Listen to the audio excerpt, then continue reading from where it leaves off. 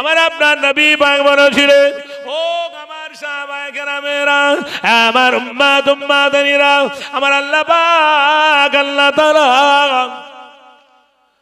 তার দয়ার জান্নাতি দেওয়ার বান্দা বান্দীদেরকে জান্নাতি দেওয়ার আগে তার এই বান্দা বান্দীদেরকে নবী ঈসা আলাইহিস সালামের ওই বয়সটা দান করবেন। জোরে বলুন সুবহানাল্লাহ। আর একটু জোরে বলা যাবে না সুবহানাল্লাহ? নবী ঈসা আলাইহিস সালাম বয়স জান্নাতি আল্লাহ পাকের দয়ার জান্নাতের বান্দাদের বয়স হবে 33 বছর। জোরে বলুন সুবহানাল্লাহ। আর একটু জোরে বলেন সুবহানাল্লাহ। জোরে বলেন না সুবহানাল্লাহ। সবশেষে নবী আমার জানালেন, ও আমার সাহাবায়ে কেরামেরা, আমার উম্মাদানিরা, আমার আল্লাহ পাক আল্লাহ তাআলা তার দয়ার জান্নাতি বান্দা বান্দীদের দেওয়ার আগে আগে আমার আপনার নবী আমার আপনার আল্লাহ পাক তার এই জান্নাতি বান্দা বান্দীকে আমার আপনার নবীর ভাষাটা দান করবেন, অর্থাৎ আরবি জবান হবে। জোরে বলুন সুবহানাল্লাহ। আর একটু জোরে বলুন সুবহানাল্লাহ।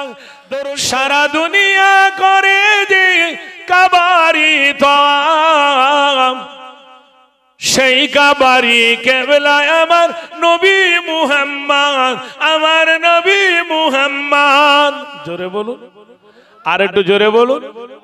সারা দুনিয়া করে যে কাবারি তাওয়াফ, সেই কাবারি কেবলায় আমার নবী মুহাম্মদ, আমার নবী মুহাম্মদ। আর একটু জোরে বলুন। তাম পৃথিবীর মানুষ সবাই কাবা শরীফে যায় হজ করতে কি ওমরা করতে, যাই তো নাকি? আর রাসূল বলছেন ওই কাবার কেবলা আমি নবী মুহাম্মদ রাসূলুল্লাহ। জোরে বলুন, জোরে বলুন, আর একটু জোরে বলুন। হযরতে বিলাল ওই কাবারি ছাদে আজান দেবে, তাই তো বুঝি কেবলাকে খোঁজে, তাই তো বুঝি কেবলাকে খোঁজে। আল্লাহ বললেন, আল্লাহ রাসূল আল্লাহর হাবিব বলছেন, যখন মক্কা শরীফটা ফতেহ হলো, বিলাল তুমি ছাদের উপর কাবা শরীফের ছাদের উপর আজান দাও। হযরতে বিলাল রাদিয়াল্লাহু তাআলা আনহু তিনি চুপ করে, যে কি কোন দিকে মুখ করে আজান দেবে।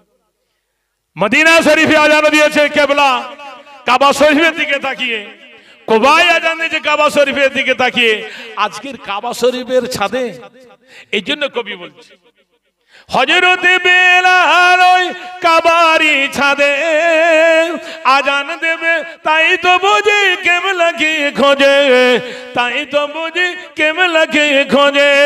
আমার নবী বলে, ও বেলাল তুমি হয়ো না চঞ্চল, আমার নবী বলে, ও বেলাল তুমি হয়ো না চঞ্চল, ওই কাবারি কেবলা আমি নবী মুহাম্মদ। জোরে বলুন, আর একটু জোরে বলুন, আর একটু জোরে হবে না? নারা তাকবীর। ওই কাবারি কেবলায় আমি নবী মুহাম্মদ, আমি নবী মুহাম্মদ।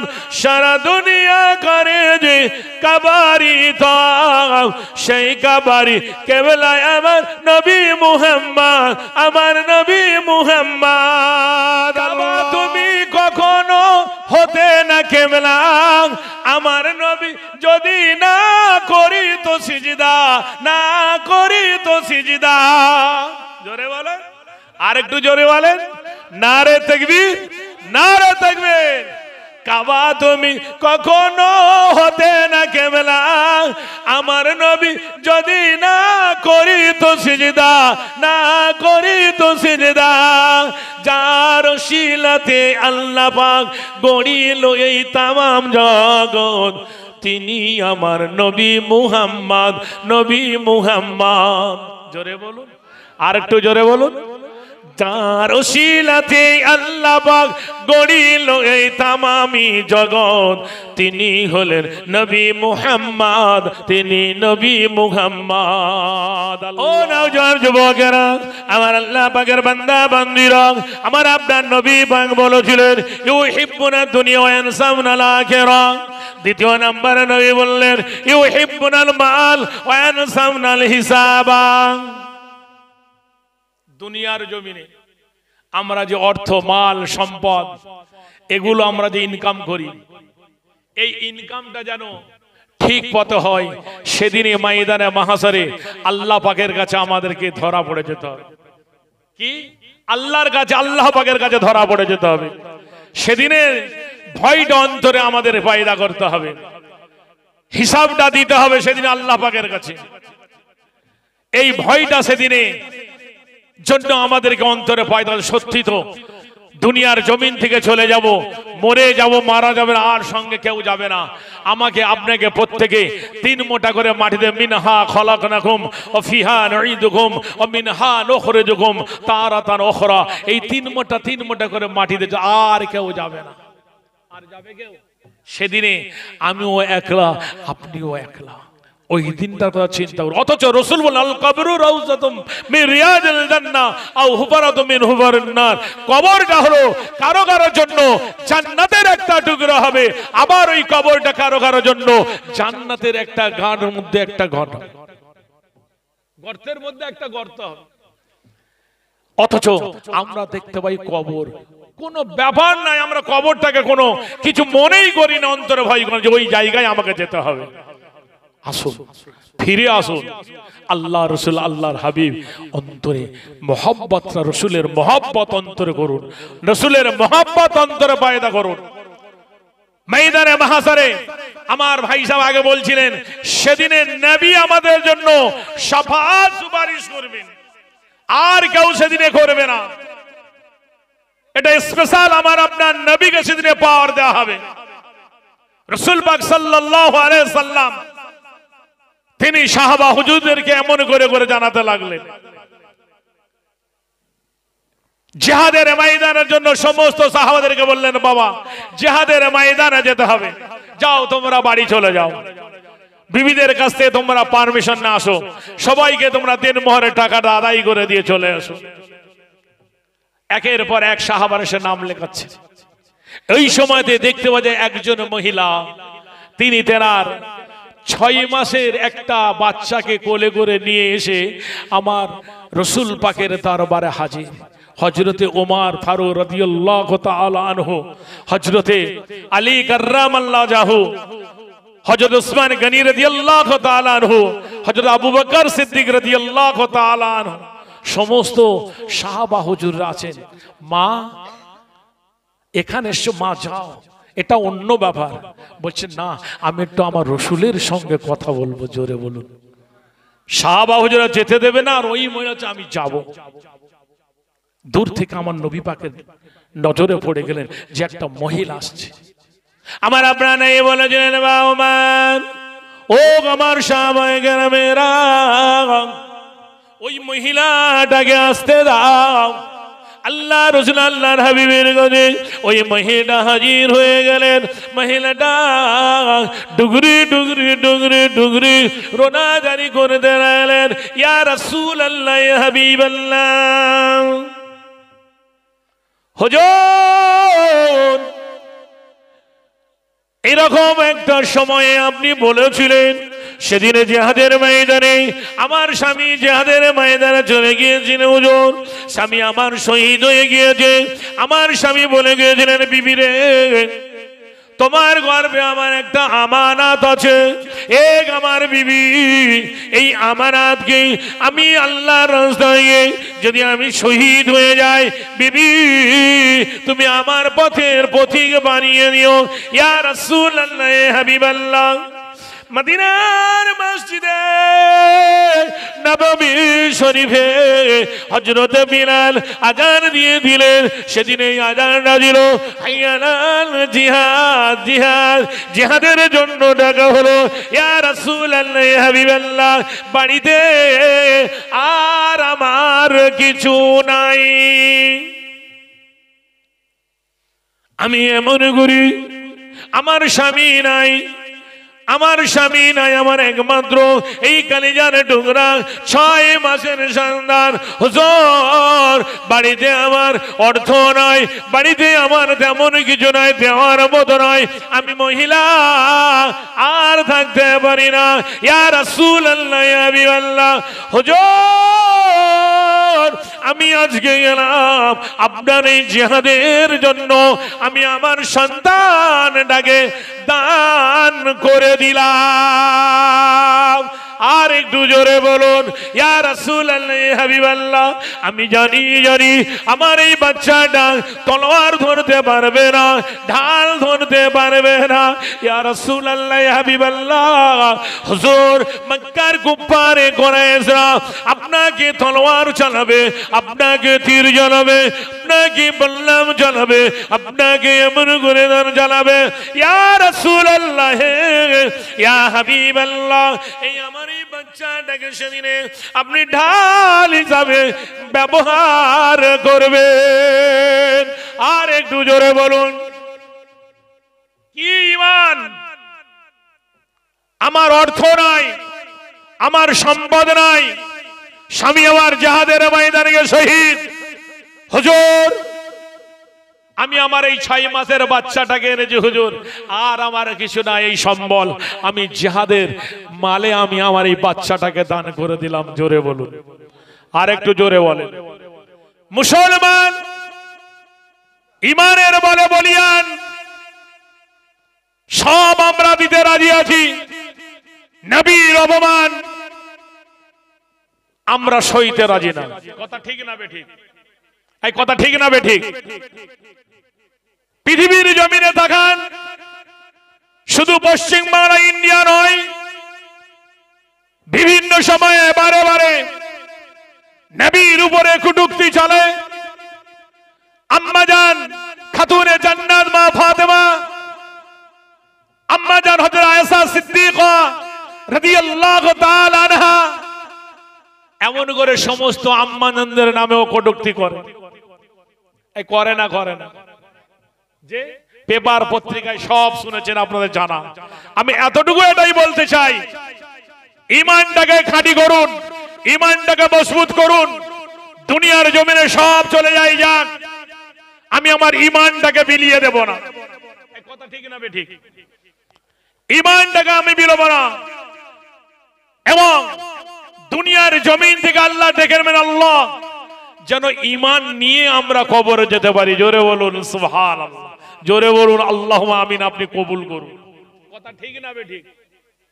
গাড়ি গাড়ি সব থাকবে, গাড়ি বাড়ি অর্থ সব থাকবে, যদি ঈমানটা না থাকে। মহিলা বলি ইয়া রাসূলুল্লাহ, ইয়া হাবিবাল্লাহ, কিছু নাই, দেওয়ার নাই। আমি আল্লাহ আমার এই 6 বছরের সন্তান আপনাকে তীর চালাবে, সেদিকে ধরবেন, যেদিক থেকে বললাম চাও সেদিকে ঢাল হিসাবে ব্যবহার করবেন। জোরে বলুন সুবহানাল্লাহ। মহিলাটা কাঁদছেন, আহা ইয়া রাসূলুল্লাহ, ইয়া হাবিবাল্লাহ, আমি জানি আমার সন্তান শহীদ হয়ে যাবে, তীর লাগবে, বললাম লাগবে, শহীদ হয়ে যাবে। ইয়া হাবিবাল্লাহ, কাল কিয়ামতের ময়দানে মাহশরে আল্লাহ পাক, আল্লাহ তাআলা আমাকে সেদিনে শহীদানের মায়েদের কাতারে দাঁড় করাবেন। জোরে বলুন সুবহানাল্লাহ, আর একটু জোরে বলুন সুবহানাল্লাহ। কি ঈমান, কি ঈমান, কি ঈমান!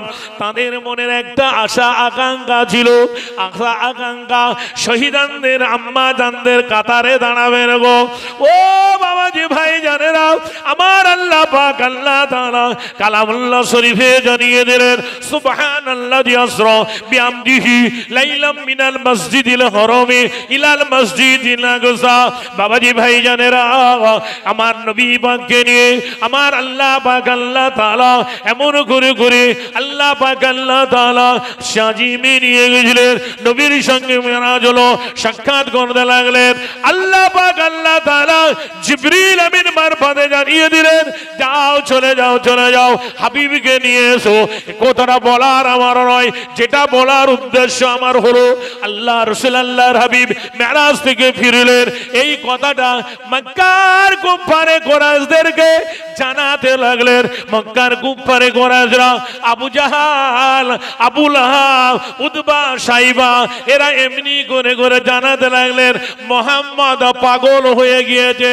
বলুন নাউজুবিল্লাহ। এই কোথায় তারকারাজি সেটা ভেদ করে সেখানে গেছে, আর এটা বিশ্বাস হয়? এ সোনামানিকেরা, মক্কার গুফারে কোরাইশ আবু জাহাল হযরতে আবু বকর সিদ্দিক রাদিয়াল্লাহু তাআলা আনহুর কাছে এলেন। এ আবু বকর, আবু বকর, আবু বকর, তুমি কি একটা কথা শুনেছো? কি কথা শুনবো? এ আবু বকর, তোমার সাথী, তোমার দোস্ত বলেছে নাকি এমনি করে করে আল্লাহ পাকের আরশে আজিমে গিয়েছেন, আল্লাহর সঙ্গে সাক্ষাৎ হয়েছে, জান্নাত জাহান্নাম পরিদর্শন করাইয়াছে। কথাটা ওটা নয়, অজু করে গিয়েছিলেন, সেখান থেকে ফিরে দেখছেন অজুর পানি গড়িয়ে গিয়েছে। আবু বকর, এ কথা কি তোমার বিশ্বাস হয়? হযরতে আবু বকর সিদ্দিক বলেছিলেন, এ আবু জাহাল, এই কথাটা কে বলেছে? আবু জাহাল বললেন, তোর দোস্ত, তোমার দোস্ত বলেছে। হযরতে আবু বকর সিদ্দিক রাদিয়াল্লাহু তাআলা আনহু সর্বপ্রথমে বসেছিলেন, বলেছিলেন, এ আবু জাহাল, এই কথা যদি আমার দয়ার নবী বলেন, আমার প্রাণের নবী বলেন, আমার মায়ার নবী বলেন, আমি আবু বকর এই কথার উপরে বিশ্বাস করে নিলাম। আর একটু জোরে বলুন সুবহানাল্লাহ। আমি আবু বকর বিশ্বাস করেছি আমার নবী যেটা বলে সেটা সত্যই বলে, বারহাক বলে। নবী বলেছে মানেন, বারহাক সত্য। আমি আবু বকর, আমি এই কথার উপরে বিশ্বাস করে নিলাম। জোরে বলুন সুবহানাল্লাহ। আমাদের এখন বিশ্বাস হয় না, যে বিশ্বাস হয় আল্লাহ রাসূল, আল্লাহর হাবিব এই মাধ্যমিক, উচ্চ মাধ্যমিক, আলিম ফাজিল পরীক্ষা হচ্ছে। এখন পরীক্ষা প্রশ্নপত্র ফাঁস হয়ে যায়, গিয়ে বলে দেয় প্রশ্ন এটা, উত্তর এটা হবে। যদি পরীক্ষা কোনো ছাত্র ওই প্রশ্ন পেয়েও সে বাড়িতে রেডি না করে বা তৈরি না করে পরীক্ষার হলে যদি হ্যাঁ সেই প্রশ্নগুলো পড়েছে, ও যদি লিখতে না পারে, তার মতো হতভাগা কপাল ফাটার কেউ আছে? কিছু বুঝতে পারছেন? পরীক্ষা মনে করুন আগামীকাল, ধরে নেন আগামীকাল ইতিহাস পরীক্ষা হবে। এখন এই ইতিহাস পরীক্ষার প্রশ্নটা আউট হয়ে গিয়েছে বা বলে দিয়েছে এই পড়বে, এইগুলো রেডি করো, এই প্রশ্ন দিচ্ছি, কালকের এই প্রশ্ন আসবে, এইগুলো সব পড়ে তোমার রেডি হয়ে যাও, মুখস্থ করে নাও, কাল যে পড়বে লিখবে।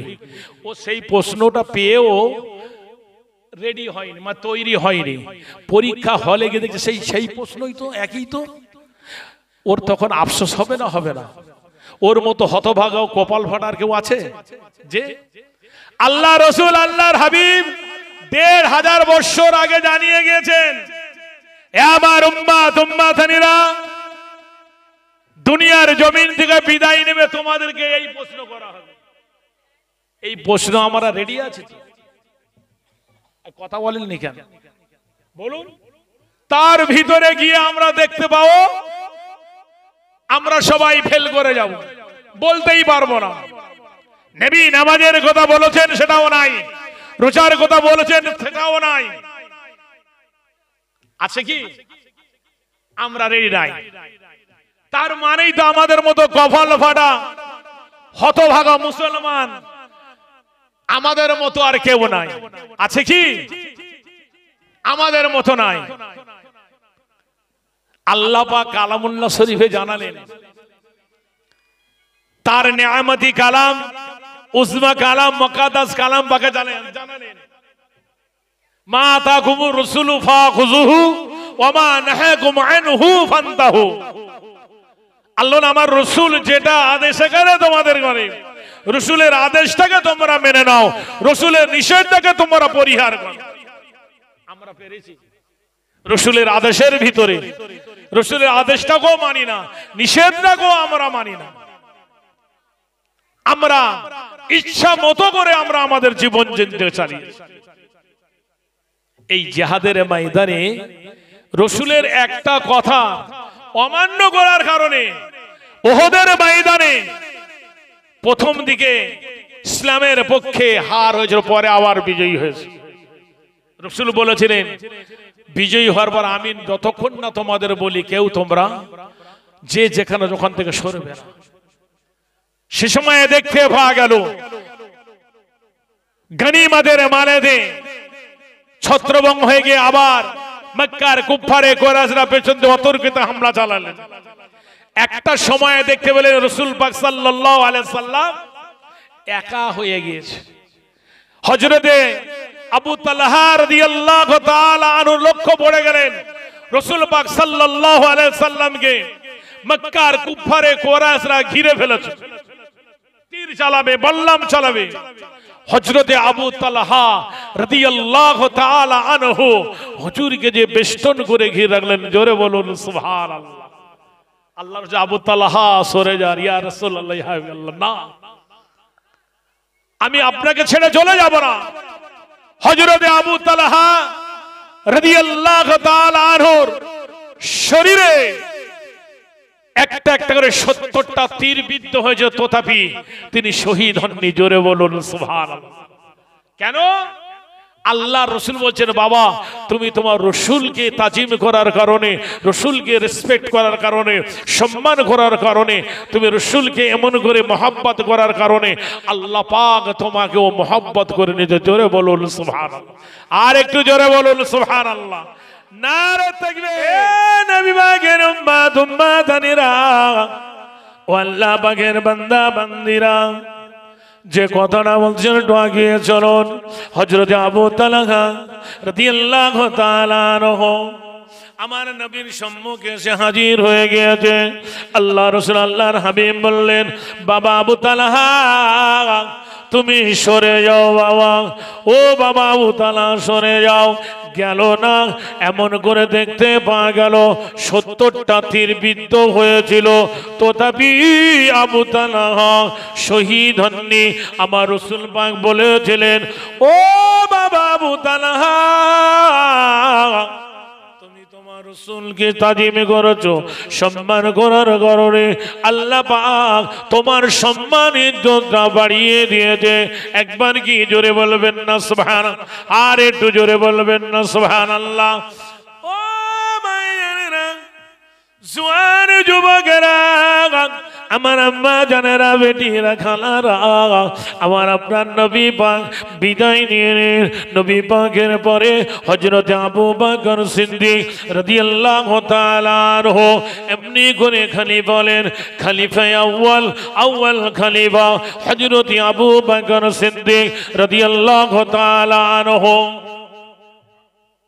রাসূলের পরে আবু বকর সিদ্দিক। ও সোনামানিকেরা, ও নওজোয়ান যুবকেরা, আমার আম্মা জানেরা, বেটিরা, খালারা, আল্লাহ রাসূল আল্লাহর হাবিবের পরেই পরে ৬ মাসের ভিতরে আম্মা জান খাতুনে জান্নাত মা ফাতেমা রাদিয়াল্লাহু তাআলা আনহা তিনিও বিদায় নেন। রাসূল পাক বিদায়ের পরে আবু বকর হুজুর আমার খলিফা হলেন, খলিফা আউয়াল, মুসলিম জাহানের সর্বপ্রথমে খলিফা আবু বকর সিদ্দিক। হযরত খাতুনে জান্নাত মা ফাতেমা রাদিয়াল্লাহু তাআলা আনহা হযরত আবু বকর সিদ্দিক রাদিয়াল্লাহু তাআলা আনহুর দরবারে চলে গেলেন। খলিফা আউয়াল হুজুর, আমি আমার আব্বা জানের একমাত্র কন্যা, যে আমার আব্বা জান জিতেন জিনিস হিসাবে যেটা আমার পাওনা আমাকে আপনি দিয়ে দিন। হযরত আবু বকর বলেছিলেন, ও ও রাসূলুল্লাহর বেটি খাতুনে জান্নাত, ও জান্নাত রমণী, জান্নাতের সন্তানের ও খাতুনে জান্নাত ইমাম হাসান হুসাইনের আম্মা জান, আল্লাহ রাসূল আল্লাহর হাবিব আমাকে দিতে যে বলেননি, দিয়ে দিতে বলেননি, তবে আপনার এই সম্পত্তি থেকে যেটা আপনার ভাতা বয় সেটা আমি আপনাকে দেব। আম্মা জান খাতুনে জান্নাত মা ফাতেমা রাদিয়াল্লাহু তাআলা আনহা বাড়ি চলে গেলেন, অসুস্থ হয়ে গেলেন, মনটা ভারাক্রান্ত হয়ে গেল। আমার আব্বার সম্পত্তি থেকে আমাকে দিল না, মনটা ভারাক্রান্ত হয়ে গেল, মনটা গোসা হয়ে গেল। বাড়ি চলে গেলেন। আম্মা জান খাতুনে জান্নাত এরপরে দিয়ে অসুস্থ হয়ে পড়লেন। এই খবরটা আঙ্গাল খলিফা হযরত আবু বকর সিদ্দিক রাদিয়াল্লাহু তাআলা আনহুর অন্নগোচর হয়ে গেল। হুজুর আমার এমনি করে টুক টুক টুক টুক করে কদম তুলে আম্মা জান খাতুনে জান্নাত মা ফাতেমা রাদিয়াল্লাহু তাআলা আনহা হুজরার কাছে এলেন, দাঁড়িয়ে আছেন। আসসালামু আলাইকুম ইয়া আহলাল বাইত। বাড়িতে গেলে, কারোর বাড়িতে গেলে সালাম দিতে হয়। হযরতে আলী কাররামাল্লাহু ওয়াজহু বাড়ি থেকে বার হলেন, সুরা শরীফ থেকে বার হয়ে দেখলেন খলিফা আউয়াল হযরত আবু বকর সিদ্দিক রাদিয়াল্লাহু তাআলা আনহু আম্মা জান খাতুনে জান্নাত মা ফাতেমা রাদিয়াল্লাহু তাআলা আনহার দরজার কাছে দাঁড়িয়ে আছে। কি ব্যাপার? হযরত আলীকে বলছেন, ভাই আলী, ও আল্লাহ রাসূলের জামাতা, ওগো ইমাম হাসান হুসাইনের আব্বা জান, আপনি একটু যান। সেদিনের সেই ব্যাপারে আবু বকর সিদ্দিক রাদিয়াল্লাহু তাআলা আনহু বড় অনুতপ্ত হয়ে গেছে। আম্মা জান খাতুনে জান্নাত মা ফাতেমা রাদিয়াল্লাহু তাআলা আনহার কাছ থেকে আমি সেদিনের ঘটনার জন্য আমি ক্ষমা চাইতে এসেছি, আমি মাপ চাইতে এসেছি, একটু আপনি মাপ করিয়ে দেবেন। ও সালামানি কেরাম, ও নবী পাকের উম্মত উম্মতানিরা, আল্লাহ রাসূল আল্লাহর হাবিবের কন্যা ইমামে হাসান ইমামে হুসাইন এর আম্মা জান হযরত খাতুনে জান্নাত মা ফাতেমা রাদিয়াল্লাহু তাআলার কাছে গেলেন। হযরত আলী কাররামাল্লাহু ওয়াজহু চলে গেলেন, সালাম কালাম করলেন। ও খাতুনে জান্নাত ফাতেমা রাদিয়াল্লাহু তাআলা আনহা, আল্লাহর রাসূলের বেটি ফাতেমা, ও ইমাম হাসান হুসাইনের আম্মা জান ফাতেমা, খলিফা আউয়াল হযরত আবু বকর সিদ্দিক রাদিয়াল্লাহু তাআলা আনহু তোমার দরজায় এসেছে, তোমাকে সালাম দিলেন। আর সেদিনের ঘটনার জন্য হুজুর অনুতপ্ত, আপনি একটু আল্লাহর হস্তে আবু বকর হুজুরকে মাফ করে দিন।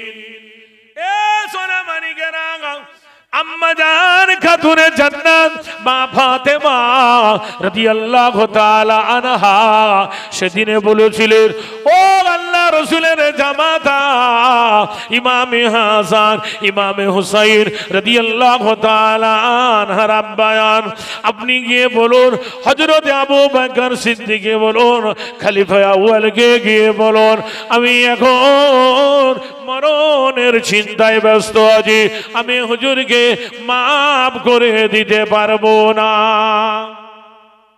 দুনিয়ার জমিনে আমরা কখন মাপ চাই? মারা যাওয়ার পরে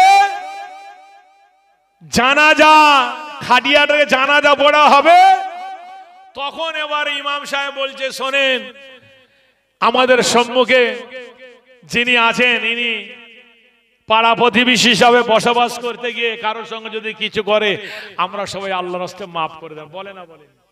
ও যতক্ষণ হায়াতে ছিল, ওর যতক্ষণ ক্ষমতা ছিল, মাপ কিন্তু আর না। কি তখন হচ্ছে দেখে নেবো তোকে, কি কথা ঠিক না বেঠি? যখন আর চলে না, হাত চলে না, পা চলে না, জবান চলে না, আর আমার কোনো নড়াচড়ার ক্ষমতা নাই, স্ট্যাচু হয়ে গিয়েছে, সে সময় ইমাম সাহেবের মাপ চাচ্ছে। এখানে হয়তো নাকি এই মাপ চায় তো ইমাম সাহেব, যে বাড়ির তরফে যে হুজুর একটু আপনি আমার আব্বার এটাও বলে দেন, তাই না? দেনা পাওনা যা আছে। আচ্ছা বাবু বলতে পারেন যে এই রকম দেনা শোধ করছে নজির একটা বলতে পারবেন? ও এই নজির আছে? নজির আছে যে আমার আব্বার পায়, আমার আব্বার কাছে যারা পায় আমি দেবো, এটা বলে দেয়? কেউ একবারও দিয়েছে এইরকম নজির আছে? হযরত আবু বকর সিদ্দিক খলিফা আউয়াল, রাসূলের পরে মুসলিম জাহানের খলিফা হযরতে আবু বকর সিদ্দিক রাদিয়াল্লাহু তাআলা আনহু তিনি এসেছেন আম্মাজান খাতুনে জান্নাত মা ফাতেমা রাদিয়াল্লাহু তাআলা আনহার কাছে এসেছেন যে আমাকে সেদিনের জন্য আপনি যে একটু গোসা করে এলেন, আমাকে একটু মাফ করে। কেন?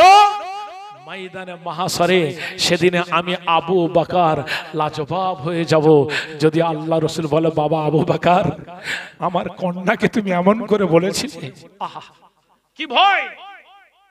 আল্লাহ পাকের ভয়, আল্লাহ পাকের খৌফ, আল্লাহর আযাবে জাহান্নামের ভয়, অথচ তেনারা ঘোষিত জান্নাতি জান্নাতি জান্নাতি। জোরে বলুন সুবহানাল্লাহ। আশারায়ে মুবাশশিরা 10 জন, তার ভিতরে এক নম্বর হযরত আবু বকর সিদ্দিক রাদিয়াল্লাহু তাআলা আনহু জান্নাতি জান্নাতি জান্নাতি। জোরে বলুন সুবহানাল্লাহ। तमाम পৃথিবীর জমিনে সমস্ত মানুষের যদি ঈমানটা এক পাল্লায় রাখা হয়, হযরত আবু বকর সিদ্দিক রাদিয়াল্লাহু তাআলার ঈমানটা যদি অপর পাল্লায় রাখা হয়, হযরত আবু বকর সিদ্দিক রাদিয়াল্লাহু তাআলা আনহুর ঈমানের পাল্লাটা ভারী হয়ে যাবে। জোরে বলুন সুবহানাল্লাহ। তিনি এসেছেন মাপ চাইতে। কিসের জন্য? ময়দানে মাহশরে আল্লাহ পাকের কাছে সেদিনে ধরা পড়ে যাব। কতটা ভয় করেছে। আর আম্মা জান খাতুনে জান্নাত বলছে, আমি এখন মরণের চিন্তায় আছি, আমি এখন মাপ দিতে পারবো না। আবু বকর হুজুরকে ফিরে যেতে বলুন। আল্লাহু আকবার। হযরতে আবু বকর হুজুর উত্তপ্ত প্রখর রৌদ্রে, বাড়ির সামনে ছাওয়া নাই, বাড়ির সামনে দাঁড়িয়েছেন, আর টপ টপ টপ টপ করে চোখের পানি জমিনে ভিজে যায়। জোরে বলুন, জোরে বলেন। বাড়ি ছাড়ছেন না। হযরতে আলী কাররামাল্লাহু ওয়াজহু যখন বলছেন, হুজুর কাঁদছেন, ভাই আলী আর একবার যা। আহ, কি আদব! দেখুন, আজকের আমাকে আপনাকে দেখে মুসলমান तमाम পৃথিবীর মানুষ সেদিন আমার নবী পাককে দেখে, নবী পাকের আদর্শ দেখে, নবী পাকের আখলাক দেখে, নবী পাকের তাজিব তাবাদুর দেখে तमाम বিশ্বের মানুষ সেদিনে মক্কার কুফারে কুরাইশরা আমার নবী পাকের নূর মোবারক হাতে হাত দিয়ে ঈমানের কালমা পড়ে মুসলমান হয়ে গিয়েছিলেন। জোরে বলুন সুবহানাল্লাহ। আজকের আমাদের দেখে মানুষ নাক ছিটকায় কেন? আমাদের ব্যবহার, আমাদের আচার, আমাদের আখলাক সেরকম নয়। তো তলোয়ার নিয়ে এক হাতে কোরআন, এক হাতে তলোয়ার, ইসলাম প্রচার হয়নি, এটা ভ্রান্ত ভুল জানে না। এজন্য আজকের ভিতরে চাপিয়ে দেওয়া হয়েছে। আমরা মুসলমান সেটা বুঝি না।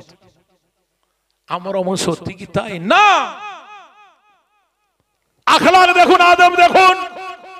খলিফা কিছু মনে করবেন না যদি এই গ্রামের পঞ্চায়েতের সদস্য ছেলে ধরে মনে করুন কিছু অন্যায় যদি করেন, গ্রামের মানুষ কেউ কি বলতে পারবে না? কেন?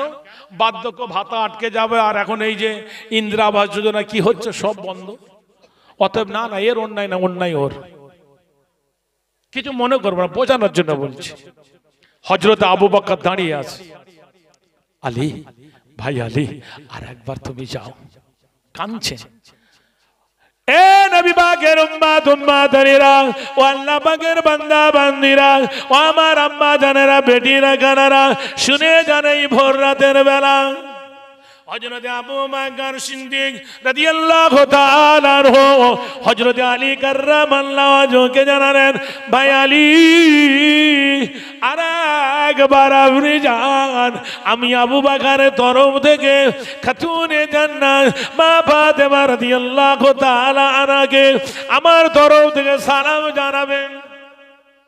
আর সেদিনের জন্য আমি আবু বকর অনুতপ্ত আছি। সেদিনের জন্য আমি আবু বকরকে যেন ফাতেমা আল্লাহর রাস্তায় মাফ করে দেন। জান্নাত হযরত আলী কাররামাল্লাহু ওয়াজহু আমার বাড়িতে চলে গেলেন। ও ইমাম হাসান হুসাইনের আম্মা জান, ও আল্লাহ রাসূলের বেটি ফাতেমা, ও আল্লাহ রাসূলের বেটি ফাতেমা, হযরত আবু বকর সিদ্দিক রাদিয়াল্লাহু তাআলা আনহু তোমার দরজায় দাঁড়িয়ে।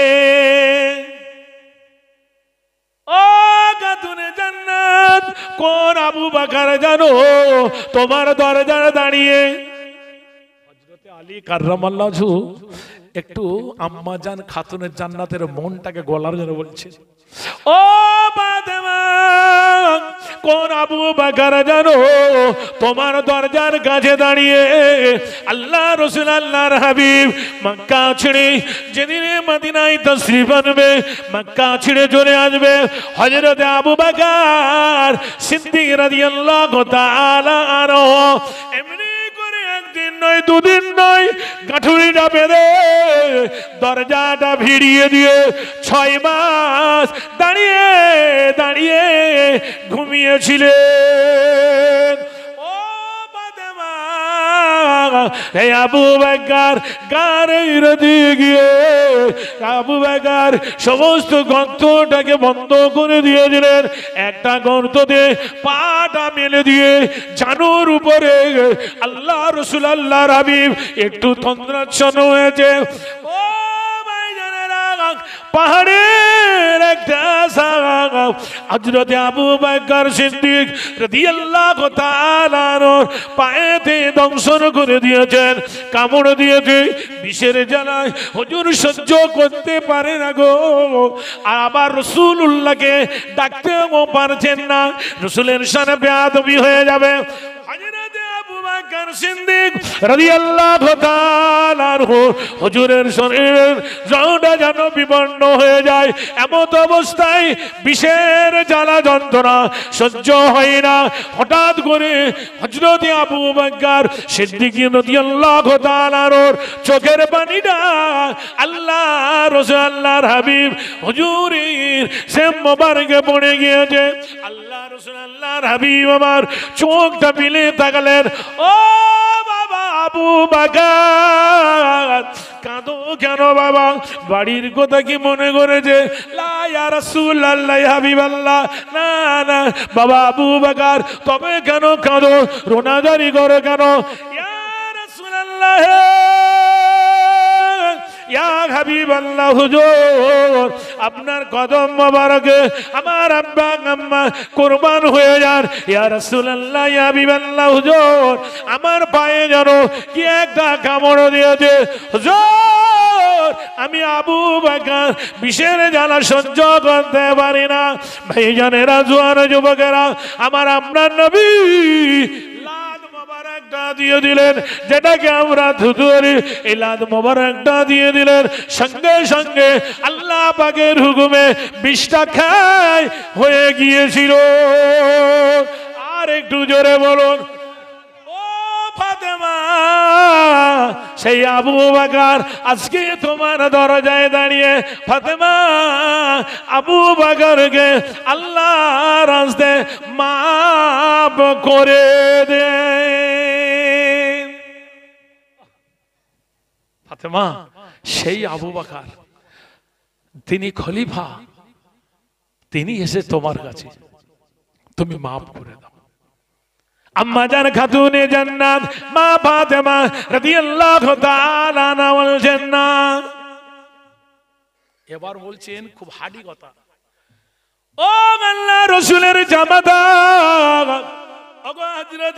ইমাম হাসান ইমাম হুসাইনের আব্বা জান, আপনি আবু বকর হুজুরকে গিয়ে বলুন কিয়ামতের ময়দানে আমার আব্বার সম্মুখে এই কথাটা তুলে বিচার সেদিনে হবে। আমি সেদিনে বিচারটা করব, ময়দানে মাহশারে আমার আব্বা হুজুর থাকবে আর আল্লাহর সম্মুখে সেদিনে বিচারটা ফেলবো। হযরত আলী কাররামাল্লাহু ওয়াজহু আবার এলেন, হযরত আবু বকর সিদ্দিককে জানাতে লাগলেন। হযরত আবু বকর সিদ্দিক হুজুর রাদিয়াল্লাহু তাআলা আনহু ডুগরি ডুগরি ডুগরি ডুগরি রোনা জারি করতে লাগলেন। ও ভাই হযরত আলী, কাররামাল্লাহু ওয়াজহাহু, আপনি একবার যান এই কথার জন্য সেদিনে ময়দানে মাহশারে আমি আবু বকরকে দাঁড় করাবে না, না না, ফাতেমাকে বলুন, আবার আপনি গিয়ে বলুন, আমি না হলে ফাতেমার দরজা ছেড়ে যাব না।